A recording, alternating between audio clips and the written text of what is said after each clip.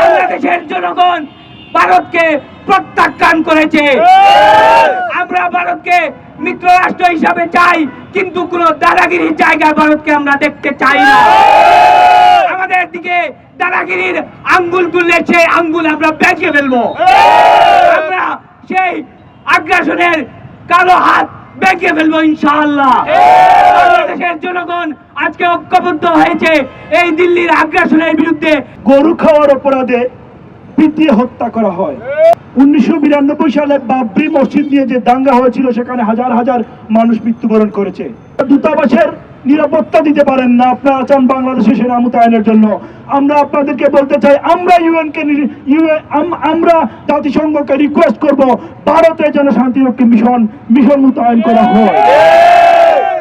মোদির শুভেন্দু অধিকারী এবং মোদির উদ্দেশ্যে আমরা বলতে চাই, ওবায়দুল কাদেরের ভাষায় বলতে চাই, তলে তলে সমঝোতা হয়ে গেছে।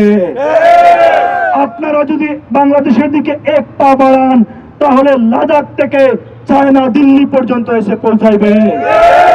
আপনারা যদি বাংলাদেশের দিকে এক পা বাড়ান, কাশ্মীর থেকে পাকিস্তান মুম্বাই পর্যন্ত এসে পৌঁছাইবে। আপনারা যদি বাংলাদেশের দিকে এক পা বাড়ান, ঢাকা থেকে কলকাতা এসে বাংলাদেশ গিয়ে পৌঁছাবে। তাই প্রতিবেশীর সাথে সম্পর্ক উন্নয়ন করুন। আপনাদের চারিদিকে সব দেশ শত্রু হয়ে গেছে। বাংলাদেশের দিকে পা বাড়ালে আপনাদের 7 সিস্টার ঠিক থাকবে না। তাই আমরা বাংলাদেশের মানুষকে একই সাথে বলতে চাই, আপনারা ঐক্যবদ্ধ যেভাবে আছেন সেইভাবে ঐক্যবদ্ধ হয়ে ভারতীয় আগ্রাসন রুখে দাঁড়ান। অনতিবিলম্বে ভারতের সকল ষড়যন্ত্র রুখে দাঁড়িয়ে বাংলাদেশ এগিয়ে যাবে ইনশাআল্লাহ। শেখ হাসিনা পালিয়ে যাওয়ার পর থেকে বাংলাদেশের বিরুদ্ধে বিভিন্ন সময় বিভিন্ন ধরনের ষড়যন্ত্র করে আসছিল। তার ধারাবাহিকতায়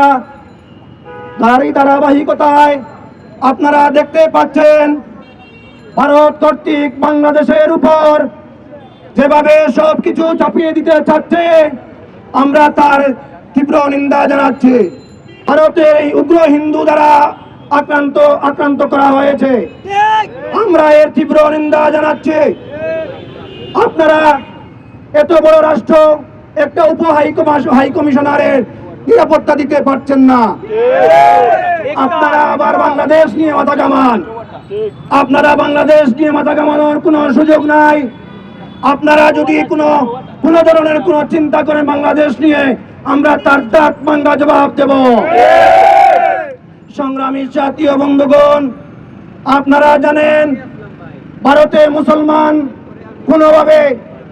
কোনোভাবেই নিরাপত্তা দিতে পারছে না। আমাদের দেশের যে সংখ্যালঘু হিন্দু যারা আছে, আমরা এদেরকে সংখ্যালঘু ভাবি না, এরা আমাদের ভাই, আমরা একসাথে মিলেমিশে থাকবো। কিন্তু বাংলাদেশে ভারতে মুসলমানদের সংখ্যালঘু ভেবে ওদেরকে গরু খাওয়ার অপরাধে বিভিন্ন সময় বিভিন্ন ধরনের হামলা করে শহীদ করা হয়।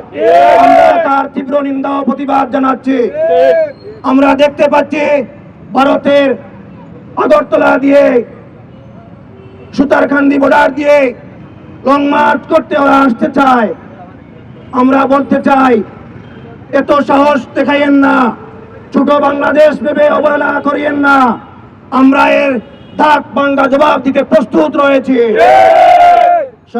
ভারতীয় বিভিন্ন নিউজ মিডিয়ায় ভুয়া সংবাদ প্রচার করা হচ্ছে।